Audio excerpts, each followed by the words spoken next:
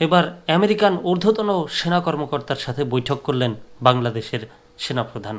দেশ রূপান্তরের খবর, সেনাপ্রধানের সঙ্গে ইউএস আর্মির ডেপুটি কমান্ডারের সাক্ষাৎ। সমালোচনায় বেশি সেনা কর্মকর্তা এবং ডক্টর ইউনূস। তারই মধ্যে আমেরিকান ঊর্ধ্বতন কর্মকর্তা সেনা কর্মকর্তার সাথে বৈঠক বা সাক্ষাৎ।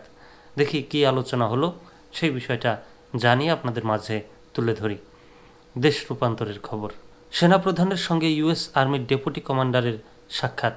সেনাবাহিনী প্রধান জেনারেল ওয়াকারুজ্জামানের সঙ্গে সৌজন্য সাক্ষাৎ করেছেন ইউএস আর্মি প্যাসিফিক কমান্ডারের deputy commander lieutenant general Joel B vowel.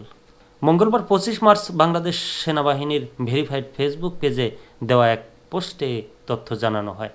পোস্টে বলা হয়, ইউএস আর্মি প্যাসিফিক কমান্ডারের deputy commander lieutenant general Joel B ভাওয়েলের নেতৃত্বে একটি প্রতিনিধি দল সেনা সদরে সেনাপ্রধানের সঙ্গে সৌজন্য সাক্ষাৎ করেন।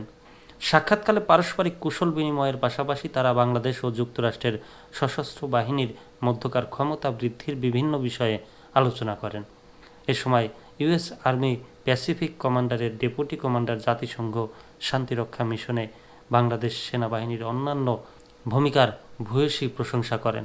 এছাড়াও তিনি বর্তমানে ইন এইড টু সিভিল পাওয়ারে মোতায়েনরত বাংলাদেশ সেনাবাহিনীর সদস্যদের পেশাদারিত্ব ও বিভিন্ন কার্যক্রমেরও প্রশংসা করেন। এ সময় বাংলাদেশে নিযুক্ত যুক্তরাষ্ট্রের charge the affairs Tracey Ann Jack বসন উপস্থিত ছিলেন।